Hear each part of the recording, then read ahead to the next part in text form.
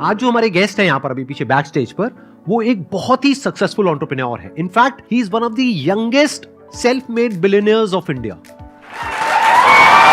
Please give an energetic and warm welcome to the one and only Ritesh Agarwal.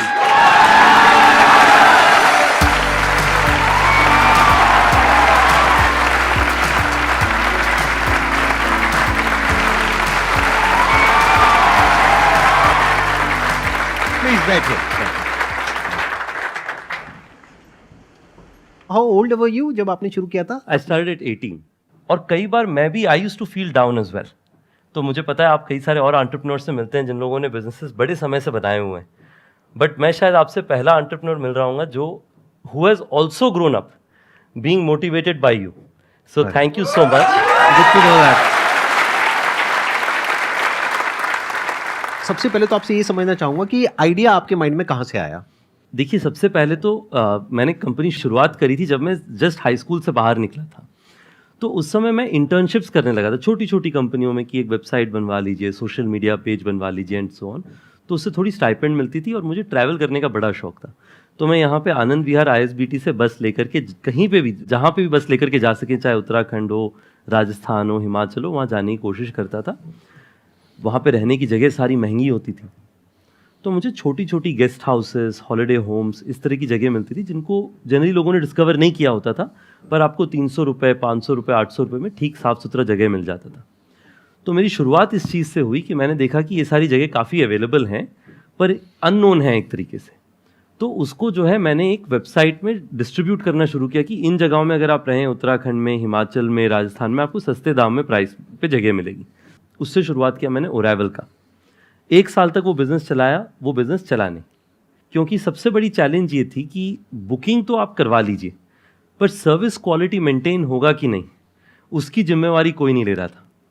तो उसके बाद मैंने सोचा कि अगर यही सबसे बड़ा प्रॉब्लम है तो मैं इसी को सॉल्व कर लेता.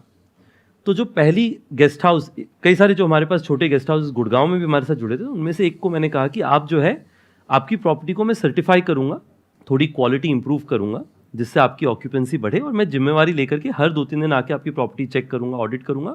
और पहले 1-2 महीना तो मैं ही आपका front office manager, check in, checkout, cleaning सब कुछ मैं ही देखूँगा. उनकी प्रॉपर्टी में टोटल ऑक्यूपेंसी 20% से कम चलती. सिर्फ शादियाँ जब होती थी साउथ सिटी 1 एरिया में गुड़गांव में, तब शादियों में उनकी प्रॉपर्टी यूज़ की जाती थी, उसके अलावा खाली रहता था. तो उन्होंने कहा कि मुझे आप पे ऐसे तो भरोसा नहीं हो रहा है, क्योंकि अगर मैं लगा हुआ हूँ इतने समय से और उसके बाद प्रॉपर्टी में ऑक्यूपेंसी नहीं आ रही, तो आपके आने पे कैसे ऑक्यूपेंसी बढ़ जाएगी. पर ठीक है, मेरा जितना अभी सिचुएशन इतना बुरा ऑक्यूपेंसी का, इससे बुरा तो और हो ही नहीं सकता, जो होगा इससे बेहतर ही होगा. तो चलो, आपको मैंने कुछ महीने के लिए प्रॉपर्टी दी, आप चलाइए, देखिए क्या होता है क्या नहीं होता है. अब उस प्रॉपर्टी में हमने 3 चीज़ें करी. सबसे पहला चीज़ हमने ये किया कि मैंने जाकर के ऑनलाइन वेबसाइट्स में देखा कि कौन सी प्रॉपर्टी टॉप रैंक में आती हैं बजट वाली. मैंने देखा कि उन सब की फ़ोटोज़ और इंटीरियर्स अच्छे होते हैं. तो इंटीरियर्स में जो वाइट लाइट थी उसको इस तरीके का मैंने वार्म लाइट से रिप्लेस कर दिया और 2-3 पेंट लगा दी. टोटल खर्चा पर कमरे का 4-5 हज़ार रुपये का आया होगा, जो कि ओनर से ही मैंने रिक्वेस्ट किया कि आप ही की प्रॉपर्टी में निवेश कर रहे हैं तो आप ही लगा दीजिए, मेरे पास तो कुछ है नहीं. उस होटल के साथ में आपने टाई अप किया, लेकिन आपने कुछ इन्वेस्ट नहीं किया. पर मैंने आइडियाज़ लगाए कि कैसे इसको इंप्रूव किया जा सके. हाँ. डायनेमिक प्राइसिंग लाई. तो होटल का प्राइस पहले हमेशा 2,000 रुपये पे फ्लैट रहता था पूरे साल. मैंने कहा कि पहला 3 कमरा 999 में सेल होगा, 999. आप लोगों ने सुना होगा जब ओयो शुरू हुआ था, हमने कहा था स्टार्टिंग एट 999. उसके बाद में पहला 3 रूम 999 पे बिक जाए, उसके बाद हर रूम पे मैं 100 से 150 रुपीज़ बढ़ा देता था प्राइस, क्योंकि एक बार वॉल्यूम बढ़ जाता. आपने इंटरनेट पे देखा होगा, बाय पॉपुलैरिटी या बाय क्वालिटी आप या फिर बाय प्राइस आप सॉर्ट कर सकते हैं होटल्स को. तो मेरा होता था कि बाय प्राइस पहले सॉर्ट करके 3 बुकिंग आ जाए, जिससे फिर बाय पॉपुलैरिटी में हम टॉप रैंक में आ जाएंगे, तब ज्यादा प्राइस बन जाएगा. प्लस ये भी एक और इसका बेनिफिट है कि अगर 999 में कोई रुका है और उसको वैल्यू मिल गई 2000 की, तो वो रिव्यूज अच्छे मिलेंगे. तो वो रिव्यूज में भी आप टॉप पे आने लग जाओगे, जिससे कि रिव्यूज भी मिले जल्दी से जल्दी, और उससे आपका जो रिव्यूज में आप टॉप रैंक में आने लग जाएंगे. राइट. तो सिर्फ इससे जो है मैंने पहला होटल शुरू किया. पहले महीने के एंड में यादव जी की प्रॉपर्टी 90% प्लस ऑक्यूपेंसी में पहुंच चुकी थी.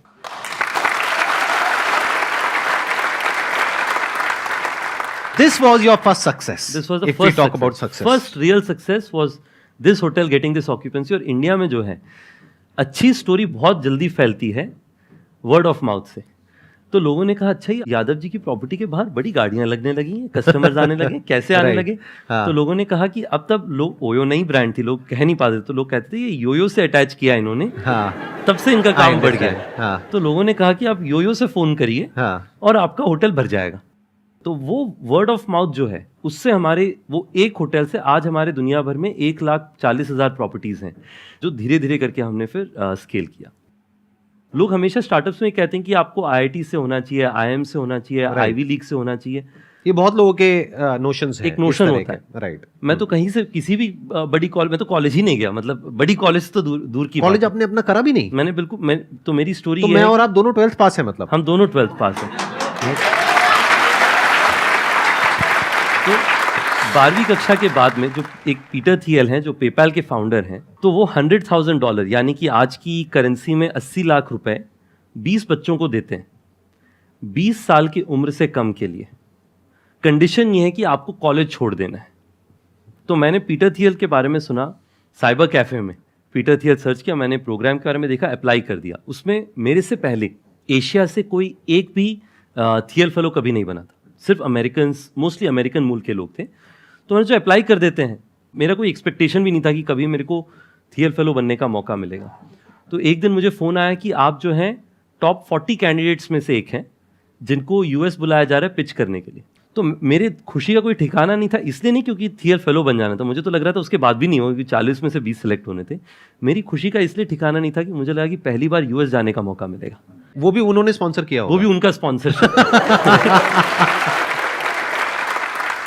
उसके बाद में यूएस गए और 40 बच्चों में से मुझे थियल फेलो चुना गया।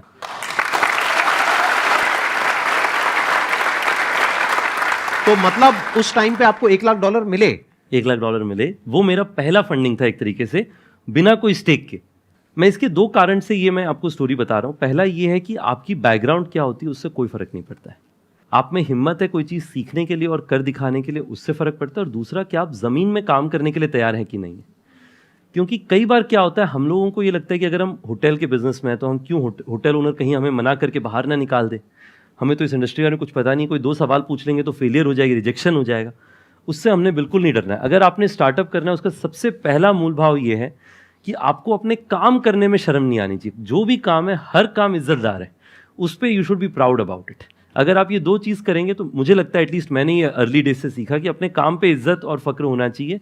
बिल्कुल शर्म की बात नहीं है अगर आपको रिजेक्शन हो रहा है, नहीं हो रहा है। He was open for all kinds of ideas. ये बहुत बड़ी क्वालिटी है एक एंटरप्रेन्योर की। अगर आपका दिमाग काम शुरू करने से पहले ही बंद है तो एंटरप्रेन्योरशिप बिजनेस आपके लिए नहीं है। यानी you must be open for anything and everything, क्योंकि कहीं से भी अपॉर्चुनिटी आ सकती है। अब देखो ना, इनको $1 लाख कहां से आया, जो कोई सपने में भी नहीं सोच सकता। ये खुद बता रहे हैं कि उस टाइम पे एशिया से और कोई नहीं था जिसने अप्लाई किया था। यानी कि आप पहले वो इंसान बने जिसको एशिया से ये ग्रांट मिला, right? If I am not wrong. बिल्कुल। ये क्यों हो पाया? क्योंकि इन्होंने अप्लाई करने के बारे में सोचा। क्यों सोचा? क्योंकि इनके दिमाग में था कि देखते हैं, हो सकता है हो जाए, हो सकता है ना हो, ट्राई तो करें। और फिर जब इन्होंने ये किया और फिर वहां से जब वो $1 लाख आया तो उसके बाद में तो सारे दरवाजे खुल गए एक तरीके से। बिल्कुल। क्योंकि जो इन्वेस्टर्स हैं उनकी भी नजरों में आप आ गए होगे, न्यूज में आए होगे। बिल्कुल। तो एकदम से जो होता है ना, एक रिकग्निशन चाहिए होता है शुरू में, क्योंकि इंडिया के अंदर कितने एंटरप्रेन्योर्स होंगे इनके जैसे, सोचो, लाखों। लेकिन उनमें से किसको मिली वो स्कॉलरशिप, या क्या कहेंगे, ग्रांट? हाँ, किसको वो ग्रांट मिला? इनको। तो इमीडिएटली जो पूरी इन्वेस्टर्स की कम्युनिटी होती है उन सबकी नजरों में आ गए कि इनको ग्रांट मिला है तो जरूर कुछ ना कुछ होगा, राइट? बिल्कुल बिल्कुल। अगर आप में से किसी के भी माइंड में कोई क्वेश्चन है तो आप पूछ सकते हैं। सर, मेरा पैकिंग और डेकोरेशन का काम है। किनारे बाजार चांदनी चौक में मेरी शॉप है, और मैं चाहता हूँ ना कि उसे पार्टनरशिप के साथ किया जाए या कई सारे लोगों की टीम बना के किया जाए। लेकिन मेरे पापा ना चाहते हैं कि तू खुद ऑनरशिप कर, मतलब कि लोगों को बस एज अ एम्प्लॉय रख और ये काम कर। तो इसमें मुझे क्या करना चाहिए? मेरा सुझाव 2-3 चीज़ें। सबसे पहले तो जब मैं अपनी कंपनी शुरू कर रहा था, मुझे कई लोगों ने कहा कि रितेश, आपकी फैमिली मानेगी? मेरे जो पहले एंजल इन्वेस्टर्स थे उन्होंने एक्चुअली कहा कि मुझे आपके फादर से मिलना है, कि वो आपको काम करने देंगे, आपको कॉलेज भेज देंगे बीच में हमारे इन्वेस्टमेंट के बाद में। तो सबसे पहला मेरा सुझाव ये है कि आप अगर पार्टनर्स लेके आएंगे या टीम लेके आएंगे या क्लाइंट्स लेके आ रहे हैं तो उन्हें आपको कन्विंस करना पड़ेगा। जी सर। तो आप ये समझिए कि आपका पहला क्लाइंट या पहला पार्टनर जो है आपके फादर है। आपको अपने फादर को कन्विंस करना पड़ेगा ये कहने के लिए कि आपको पार्टनर लेकर के आना है। चैरिटी बिगिंस एट होम, ये पहला है। दूसरा, आप अपने फादर को एक बार जब कन्विंस कर लीजिए, पैरेलली आपको अच्छा पार्टनर खोजना पड़ेगा, क्योंकि आपके फादर भी अगर कहेंगे किसी को पार्टनरशिप में ले आने के लिए, तो उनको ज़रूरी है कि वो अच्छा पार्टनर आए जो कि आके अपना बिजनेस को 2x करे। यानी 1 और 1 11 हुआ तो 10% देने में हर्जा नहीं है, क्योंकि दोनों ही आगे बढ़ेंगे। और तीसरा जो मेरा सुझाव है कि आपके बिजनेस को जो है, आप एक ये बताइए कि कितना बड़ा आप बना सकते हैं अगर आप अपने पार्टनर्स को साथ लेकर के आए। जैसे कि शुरुआत में अगर आपका, मान लीजिए आपने फादर को कहा कि देखिए आज जो मेरे फ्लावर डेकोरेशन का काम है, साल का कितना हो जाता होगा आपका टर्नओवर लगभग? सर अभी तो फिलहाल एक्चुअली क्या है, अभी तो सिर्फ शॉप है।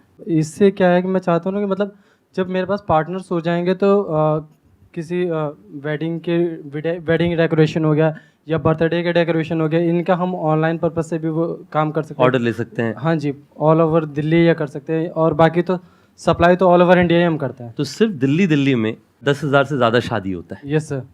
अगर आपको वो बिजनेस करना है तो आपको ये सोचना चाहिए कि उसके लिए आपको कौन सी स्किल्स चाहिए। आपको स्किल चाहिए कोई वेडिंग इंडस्ट्री से हो, जिसके पास एबिलिटी हो कि सारी वेडिंग हॉल्स में उनकी जान पहचान हो, जो आपको फ्लावर्स दिला सकें। Yes sir. आपको स्किल चाहिए फ्लावर सोर्सिंग में, कि आपकी मार्जिन तभी बनेगी जब आपको फ्लावर सही रेट पे मिले।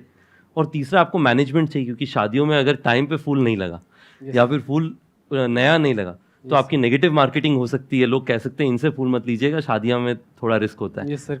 और साथ में आप एक प्लान बनाइए कि मेरे को अगले 5-10 साल के अंदर में जो है दिल्ली में हर साल 500 या 1000 शादियों में फ्लावर डेकोरेट करना है। मुझे लगता है कि आपके फादर साहब ज़रूर मानेंगे।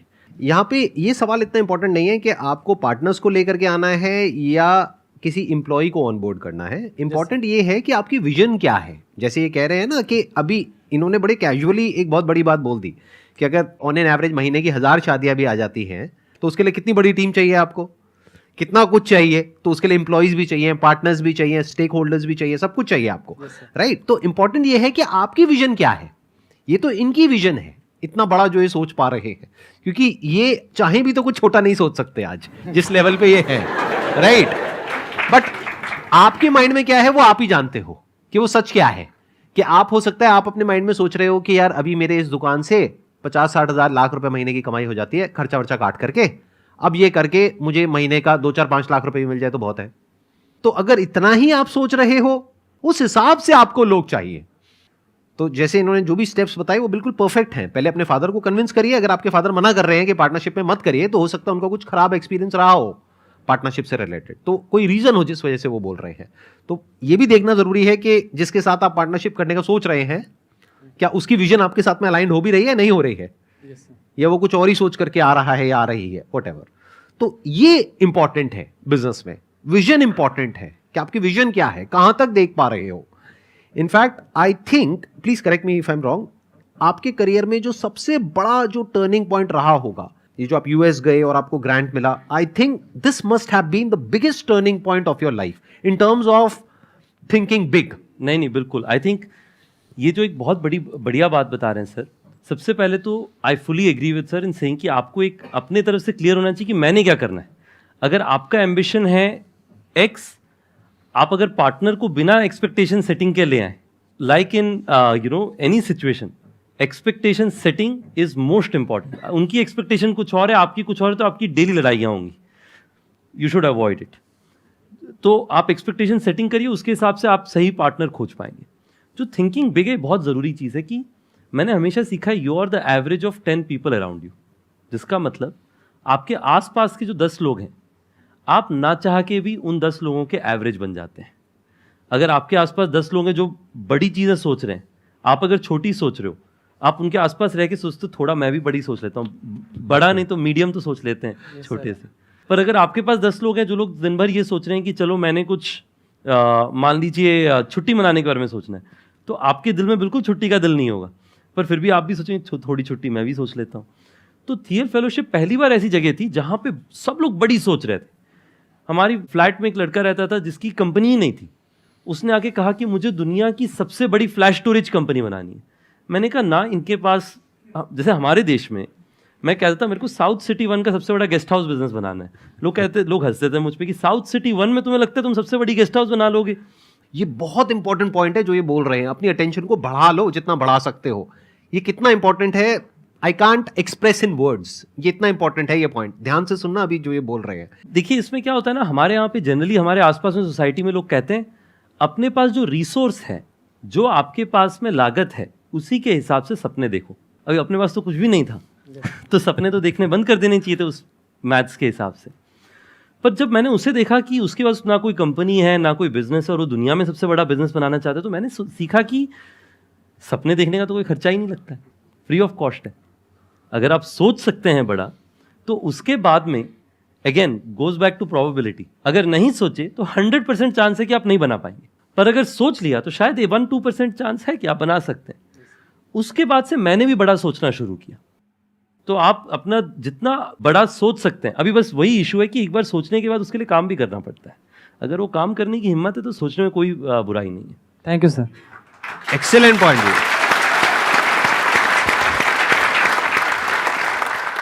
सर जैसा आपको देख के लग रहा है, जो मेरे को फील हो रहा है, आप बहुत कूलर काम पर्सन है। एंड जिस हिसाब से आप बता रहे हो कि आपने ऐसे बिजनेस कैसे स्टार्ट किया, तो लाइक अब कुछ पास्ट ईयर से हम देखते हैं जैसे ओयो के बारे में ऐसे मीम्स बनते हैं, या अभी फरवरी का मंथ आएगा तो वो सब स्टार्ट हो जाएगा। तो ऐसे स्टार्टिंग में थोड़ा हर्ट फील हुआ कि लाइक मैंने इतनी मेहनत करी एंड बिजनेस बनाया एंड उसको अब ऐसे बिजनेस को ऐसे मीम्स बन रहे हैं, या आपने सोचा कि चलो फ्री की मार्केटिंग अच्छी चीज़ है चलने देते हैं, या आप अब सोच रहे हो कि उसको बिजनेस को लाइक इमेज पॉजिटिव करनी चाहिए हमें, या मतलब ठीक है आपके लिए?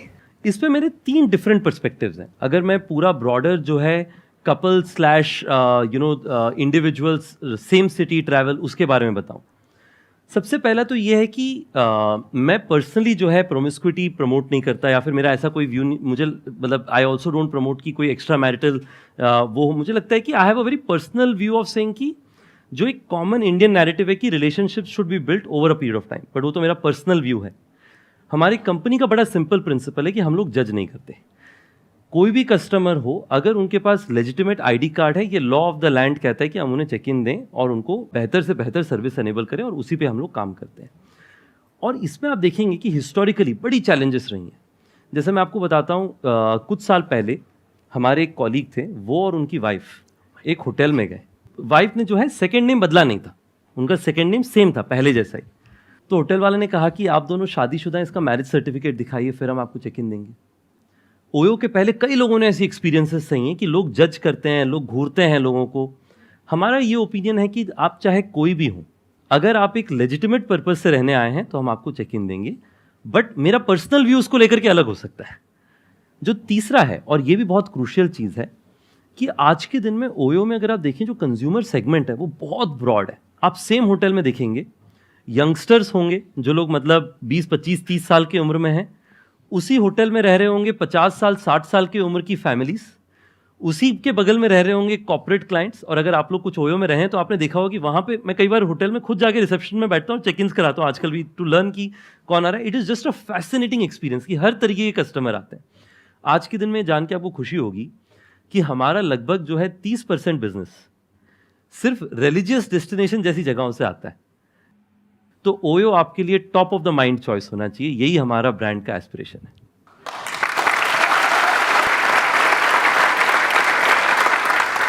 इंडिया में मुझे लगता है जो अगली जनरेशन की बिजनेसेस होंगी वो हम जैसे लोग चलाएंगे, और मेरा होप ये है कि आगे चल करके आप में से कुछ लोग मुझे मिलें और कहें कि रितेश, आपसे मैं मुलाकात किया था सर के साथ में एक समय, और आज मैंने इतना बड़ा बिजनेस अपना खुद का बनाया। मेरा होप है कि इस डिस्कशन का आपको वैल्यू हो, जो लोग वीडियो में सुन रहे हैं उनके लिए भी। और last but not the least, मुझे ये लगता है कि इन कॉन्वर्जेशन से मुझे खुद को भी एक चीज़ सीखने को मिलती है कि to be close to your roots. जब मैं वापस अपने बारे में सोचता हूँ कि कंपनी में जब भी कुछ गलत होता है वो तब होता है जब मैं अपने रूट से बदलता हूँ। जैसे for example openness to new ideas. मैंने देखा जब भी हमारी कंपनी में कुछ गलतियाँ होती हैं तब होती हैं जब मैं नए आइडिया से ओपन होना बंद हो जाता हूँ। तो हमेशा अपने, ऐसा नहीं कि रूट से इतना अटैच हो जाओ कि बदलो मत, बट जो रूट के समय में जब कुछ भी नहीं था आपके पास में, आपकी वैल्यू सिस्टम क्या थी, उसे आप कंटिन्यू रखें। ये 3 चीज़ें मेरे लिए काफ़ी वैल्यूएबल थी, तो मेरे लिए तो it has been fantastic. Thank you, आप लोगों ने मुझे बोला। एक्सेलेंट जी, एक्सेलेंट। हाँ, थैंक यू सो मच जी, thank you so much for coming.